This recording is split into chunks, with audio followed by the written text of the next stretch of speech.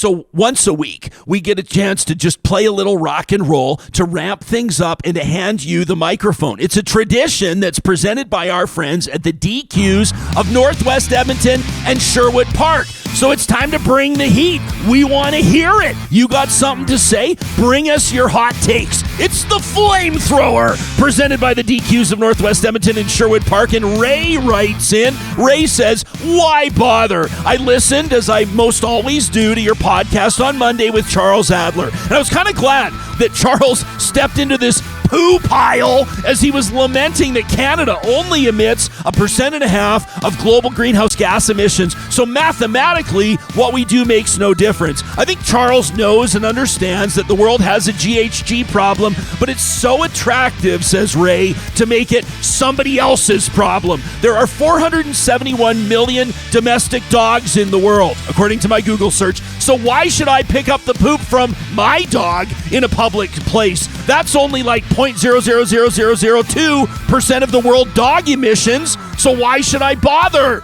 Andrew Leach, in his book Between Doom and Denial, dedicates a whole chapter to this very subject, and I would encourage you to bring him on the show. Andrew Leach is on the show all the time, Ray. He says basically if every country had a just too small to matter stance, nothing would happen. He says, for example, China has only 25% of global greenhouse gas emissions, so acting alone and stopping all emissions from China wouldn't even be enough to make an earth-saving change. So Canada, step up to the plate and become a leader in this global transition so we don't keep stepping in dog poo. That from Ray. I love that one. How about this one from Randy, who writes in and says, my husband and I spent our working life in Alberta, but we've now retired in Victoria. We don't want our CPP going to an APP, and it's my understanding that the UCP is feeling like they're due some of our money.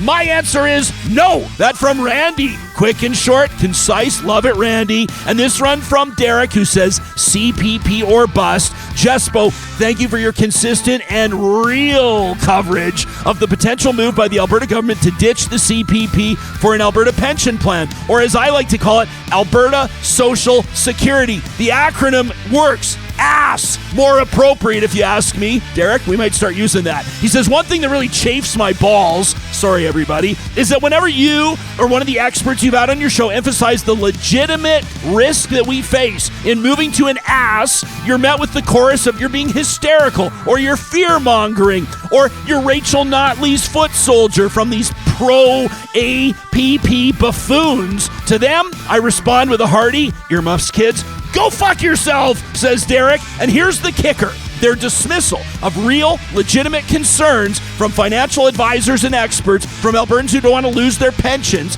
just shows the entitlement, the arrogance, and the disdain they have for their fellow Canadians.